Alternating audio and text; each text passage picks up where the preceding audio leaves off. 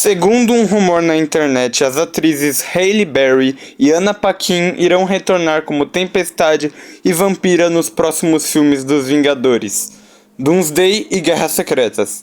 E isso vai ser muito bom, porque se confirmarem isso, teríamos os X-Men com os antigos atores e atrizes com os trajes clássicos. Ia ser um sonho realizado para todo fã da Marvel e da equipe dos X-Men. Esses próximos filmes dos Vingadores estão prometendo muito mesmo. Se isso se confirmar, vai ser muito bom. Eu vou ficar muito feliz porque vai pegar muita nostalgia tanto para mim, tanto para os fãs que assistiam os antigos filmes. E vai ser muito bom pro futuro da Marvel. A gente vai ter os X-Men finalmente no MCU, então vai ser muito bom.